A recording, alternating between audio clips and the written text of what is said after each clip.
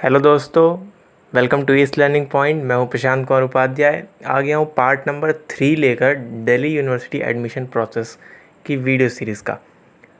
मैंने अपनी पिछली 2 वीडियो में आपको रजिस्ट्रेशन प्रोसेस के बारे में और मार्क्स कैसे अपलोड करने हैं, कब अपलोड करने हैं, कहाँ अपलोड करने हैं, इन सब प्रोसेस के बारे में बता दिया है। अगर आपने वो दोनों वीडियो अभी तक नहीं देखी है तो आप जाइए, लिंक डिस्क्रिप्शन में दिया गया है, आप वहाँ पर देख सकते हैं। इस वीडियो में मैं बात करूंगा कि दिल्ली यूनिवर्सिटी ने इस साल कुछ चेंजेस किए हैं अपने एडमिशन प्रोसेस में। उन चेंजेस को मैं आपको बताऊंगा और पोर्टल खुलने के बाद, यानी कि जब आपने मार्क्स अपलोड कर दिए, मार्क्स अपलोड करने के आगे का क्या प्रोसेस होगा, क्योंकि रजिस्ट्रेशन के बाद प्रोसेस आता है कट ऑफ का और फिर आता है एडमिशन का। तो इस वीडियो में आपको कट ऑफ के बारे में भी और एडमिशन प्रोसेस के बारे में भी, कि मतलब किस तरीके से आपकी वेरिफिकेशन होगी, कहाँ होगी, ये सारी चीज़ें आपको मैं इस वीडियो में बताने वाला हूँ। कोई सा भी डाउट आपको अगर आता है तो आप मुझसे ज़रूर पूछें, कमेंट में पूछें, चाहे फिर आप मुझे इंस्टाग्राम पर पूछ सकते हैं। बिना हिचकिचाए आप मुझसे पूछिए, मैं आपको ज़रूर जवाब दूँगा। तो चलिए बिना किसी देरी के इस वीडियो को अब शुरू करते हैं।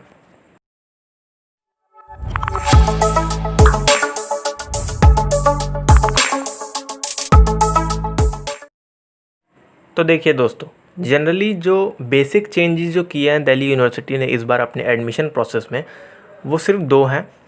पहला ये कि पिछली बार तक क्या होता था कि जब हम रजिस्ट्रेशन करते थे उसी टाइम हमें अपने मार्क्स भी अपलोड करने होते थे, लेकिन इस बार ऐसा नहीं है। इस बार आपको अलग से मार्क्स अपलोड करने हैं जब आपके रिज़ल्ट्स आएंगे, क्योंकि अभी तक रिज़ल्ट्स तो आए नहीं हैं। और दूसरा चेंज ये किया है कि एडमिशन लेने के टाइम पे, यानी कि जब आपको एडमिशन कराना होता था तब आपको कॉलेज में जाकर ऑनलाइन वेरिफिकेशन करवानी होती थी। उस प्रोसेस को चेंज करके अब की बार ऑनलाइन वेरिफिकेशन कर दिया गया है। यानी कि जो आपके डॉक्यूमेंट्स कॉलेज में वेरीफाई होते थे, अब वो पहले कॉलेज के द्वारा ऑनलाइन वेरीफाई किए जाएंगे, उसके बाद उसकी एक बार और फिज़िकल वेरिफिकेशन भी होगी। तो ये 2 मेजर बेसिक चेंज थे।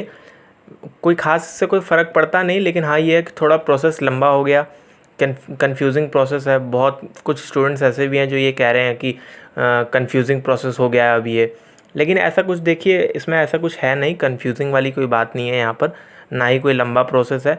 ये यहाँ पर किसी की गलती भी नहीं है। जब अभी तक बोर्ड्स के रिज़ल्ट ही नहीं आए, अभी देखिए अभी 2-3 दिन पहले यूपी बोर्ड का रिज़ल्ट आया है। तो अब वहाँ के बच्चे अब तैयारी करेंगे कि हमें कहाँ एडमिशन लेना है, किस तरीके से लेना है, किस कॉलेज में जाना है। तो इसमें यहाँ पर दिल्ली यूनिवर्सिटी की या फिर यूनिवर्सिटी ग्रांट्स कमीशन की कोई भी यहाँ पर गलती नहीं है। यहाँ पर बस डिले हो रहा है, उस डिले की वजह से यहाँ पर थोड़ा प्रोसेस कंफ्यूजिंग है और लंबा है। आपको इस चीज़ की कोई टेंशन लेने की ज़रूरत नहीं है।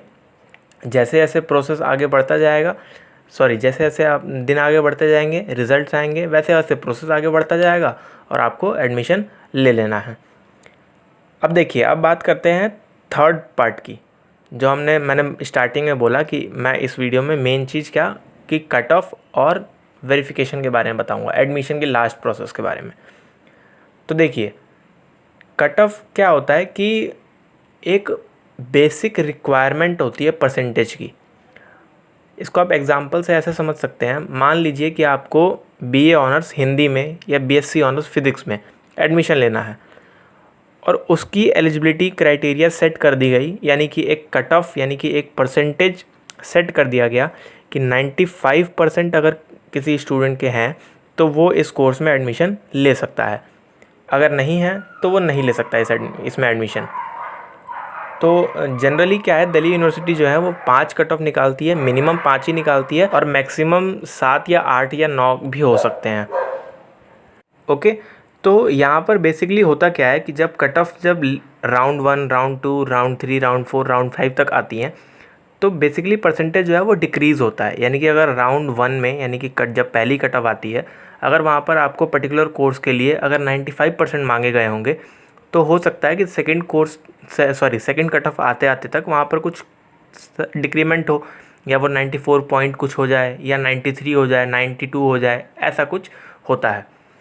तो कट ऑफ बेसिकली क्या है, बस एक रिक्वायरमेंट है परसेंटेज की, अगर आपके उतने परसेंटेज होंगे तो आपका एडमिशन होगा, अगर आपके उतने परसेंटेज नहीं है तो फिर आपको वेट करना पड़ेगा फर्दर कट ऑफ्स के लिए। ओके, अब यहाँ पर एक और चीज़ होती है, यहाँ पर बच्चे एक कन्फ्यूज़न में फंस जाते हैं, जो कि मैं भी फंसा था। अगर मैं अपना एक्सपीरियंस बताऊँ तो होता क्या है कि यहाँ पर एक बहुत बड़ा डाउट आता है। डाउट ये आता है कि देखिए, मैं आपको एग्जांपल से समझाता हूँ।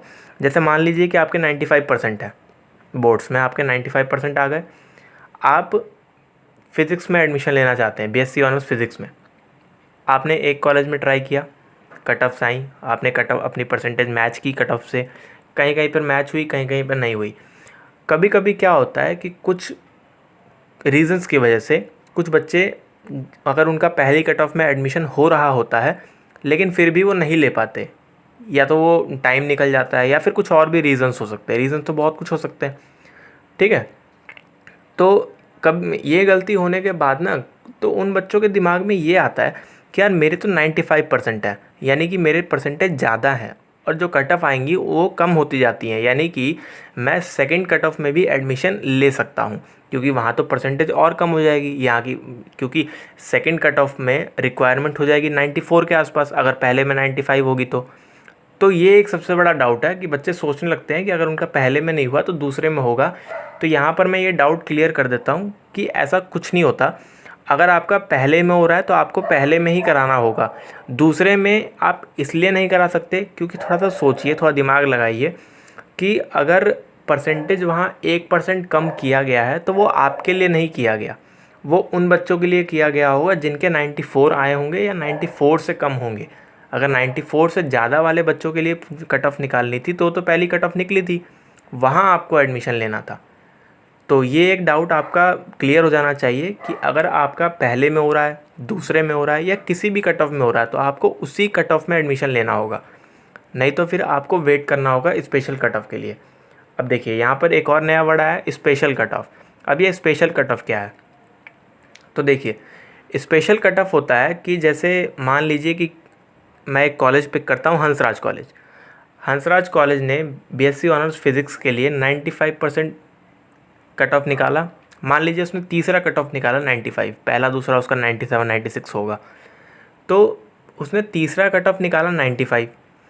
अब 95% पे उसने मान लीजिए कि क्लोज़ कर दिया, मतलब अब वो कॉलेज जो है वो आगे फर्दर कट ऑफ नहीं निकालना चाहता, एडमिशन उसने वहीं पर क्लोज़ कर दिए। तो थर्ड कट ऑफ आते आते तक तो उसने एडमिशन क्लोज़ कर दिए हैं।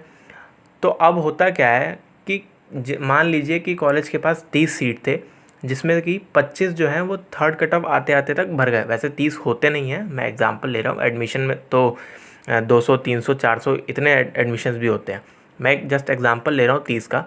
तो अगर 30 सीट थे वहाँ पर और 25 जो हैं वो 3 कट ऑफ आते आते तक भर गए, तो बाकी के जो 5 होंगे ना वो स्पेशल कट ऑफ्स में सीट फिल की जाती है, ठीक है। स्पेशल कट ऑफ जनरली क्या है कि वो जब 5 राउंड कंप्लीट हो जाएंगे ना, तो उसके बाद एक और कट ऑफ कॉलेज निकालता है, ये यूनिवर्सिटी नहीं निकालती, ये कॉलेज निकालता है। उसके बाद फिर उसमें वो बताता है कि हमारे पास इतने सीट खाली हैं, ये कट ऑफ है।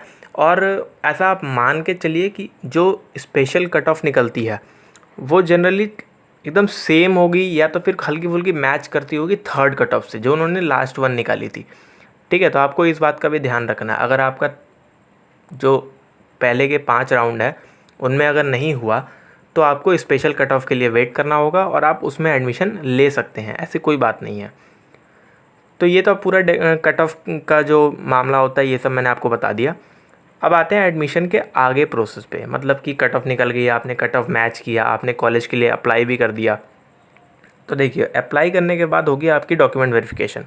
अब यहाँ पर मैंने आपको बताया कि चेंज है, यानी कि ऑनलाइन वेरिफिकेशन होगी। तो आपने जो डॉक्यूमेंट्स अपलोड किए हैं, यानी कि जो आपने अपना DOB सर्टिफिकेट अपने अपलोड किया हो, आपने एड्रेस के लिए अगर कोई एड्रेस प्रूफ अगर कोई सबमिट किया हो, उसमें अपलोड किया हो, आपने मार्कशीट अपलोड की थी, तो ये सब चीज़ें जो हैं वो कॉलेज वेरीफाई करेगा।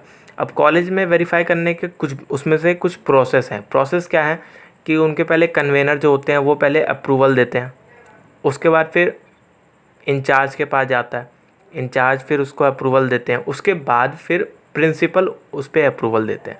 मतलब कि आपको एडमिशन लेना हो तो ऑनलाइन वेरिफिकेशन जब होगा तो पहले कन्वेनर के द्वारा आपके डॉक्यूमेंट्स को वेरीफाई किया जाएगा, फिर इंचार्ज के द्वारा, एट लास्ट प्रिंसिपल उस पर फिर अपने सिग्नेचर करेंगे कि आपका एडमिशन अप्रूव करेंगे। और अगर डिक्लाइन भी कर देते हैं तो आपको वहाँ पर एक लिंक दिया जाएगा आपके पोर्टल पे, उसी यूजी पोर्टल पे, और आप वहाँ पर पूछ सकते हैं कि मेरा एडमिशन क्यों डिक्लाइन किया गया है। हो सकता है शायद आपने कोई जो डॉक्यूमेंट्स अपलोड किया हो उसमें कोई डिस्क्रिपेंसी हो, इसलिए आप ये सब क्लियर कर सकते हैं, ऐसी कोई इसमें कोई प्रॉब्लम नहीं है।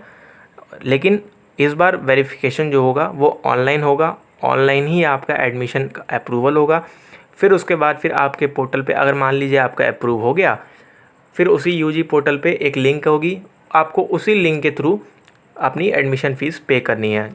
और एडमिशन फ़ीस जनरली मैं आपको एक आइडिया दे रहा हूँ कि अगर सबसे मिनिमम भी होगी तो मिनिमम 6,000 से 7,000 भी फ़ीस है किसी की सब्जेक्ट की, और मैक्सिमम 70,000 भी है। लेकिन नॉर्मल जो है वो 10 to 15 के आसपास ही घूमता है फ़ीस का रेंज, ठीक है। यानी कि 10 से 15,000 के आसपास ही ऑलमोस्ट कोर्सेज़ के फ़ीस होते हैं। मैं 70,000 जिसका बता रहा हूँ वो सिर्फ एक कंप्यूटर साइंस ही एक ऐसा सब्जेक्ट है जिसकी फ़ीस थोड़ी ज़्यादा है, 50 to 60,000 के आसपास उसकी फ़ीस है पर ईयर की। ओके, तो आपको उसी लिंक के ऊपर क्लिक करके आपको अपनी एडमिशन फ़ीस पे करनी है। उसके आगे का प्रोसेस ये होगा कि जब लॉकडाउन ख़त्म होगा, अभी तो फ़िलहाल आप देख रहे हैं कि लॉकडाउन है, तो जैसे ही जब कॉलेजेस रीओपन होंगे तो आपको फिर बुलाया जाएगा। ऑब्वियसली आपको जाना है, जब आपकी क्लासेस स्टार्ट हो जाएंगी आपको डेट मिलेगा कि आपको आना है, तो आपको वहाँ जाना है। जाने के बाद आपको अपने ओरिजिनल डॉक्यूमेंट्स लेके जाने हैं, क्योंकि कॉलेज पहुँचने के बाद आपका वहाँ पर एक फ़िज़िकल वेरिफिकेशन भी होगा। आपको जो अपने डॉक्यूमेंट्स अपलोड करने हैं वो बहुत ही ज़्यादा ध्यान से करने हैं, उसमें कोई भी गलती नहीं होनी चाहिए, ठीक है। तो ये थे 4 स्टेप। देखिए स्टेप तो ये 6-7 थे, लेकिन मैंने इनको कंपाइल करके 4 स्टेप बना दिए बस खाली। स्टेप 1 था रजिस्ट्रेशन का, स्टेप 2 था रीओपनिंग ऑफ पोर्टल का, स्टेप 3 होगा आपका कट ऑफ निकलना है यानी कि डिक्लेरेशन ऑफ कट ऑफ का, और फोर्थ स्टेप था ऑनलाइन वेरिफिकेशन और फिज़िकल वेरिफिकेशन का। तो यही 4 स्टेप होते हैं मेनली एडमिशन के दिल्ली यूनिवर्सिटीज़ में, और इस बार भी यही होगा। तो उम्मीद करता हूँ कि अभी तक की दी हुई मेरी जानकारी आपको समझ में आ गई होगी। आपको कोई भी डाउट होता है तो मैंने आपको पहले ही बताया, आप ज़रूर पूछिए। आपके डाउट्स के ऊपर मेरे को आइडिया आएगा, फिर मैं उस आइडिया को लेकर एक नई वीडियो बना सकूँगा, और आप उस वीडियो को देखेंगे तो आपका डाउट और ज़्यादा क्लियर होगा। तो आप मुझसे पूछिए, आपको कोई भी डाउट आता है तो आप मेरे को बताइए, मैं आपकी उस क्वेरी को ज़रूर सॉल्व करूँगा, ठीक है। तो ये था पूरा एडमिशन प्रोसेस। अब इसके आगे की जो वीडियोस आएंगी उसमें मैं आपको कॉलेजेस के बारे में बताऊंगा कि मतलब आप पर्टिकुलर किस कोर्स के लिए कौन सा कॉलेज लेना चाहते हैं, कौन सा कॉलेज ले सकते हैं। अगर आपके इतने मार्क्स हैं तो आपको कौन सा कॉलेज मिलेगा। उसके बाद फिर दिल्ली यूनिवर्सिटीज़ में जो टॉप कॉलेजेस हैं, टॉप 20-30 कॉलेजेस हैं, सबकी रिव्यू, मतलब आपको 1 by 1 हर एक कॉलेज की रिव्यू मैं दूंगा। तो वीडियो सीरीज़ ये छोटी नहीं है, वीडियो सीरीज़ बहुत बड़ी है। उम्मीद करूँगा कि आपको ज़रूर ये वीडियो सीरीज़ पसंद आएगी, और ये वीडियो भी आपको ज़रूर पसंद आया होगा, इन्फॉर्मेटिव लगा होगा, ठीक है दोस्तों। तो फिलहाल इस वीडियो के लिए बस इतना ही, इंतज़ार कीजिए, आगे और भी वीडियोज़ आएंगी। अगर ये वीडियो अभी तक के लिए अगर अच्छा लगा हो तो लाइक बटन हिट कीजिए, शेयर कीजिए ज़्यादा से ज़्यादा, जिससे कि और भी स्टूडेंट्स इस वीडियो को देख सकें, समझ सकें आगे की प्रोसेस को, और सब्सक्राइब कीजिए चैनल को, जिससे कि आपको मेरे आगे आने वाली वीडियो के अपडेट्स मिल जाएं, ठीक है। तब तक के लिए thank you and good bye.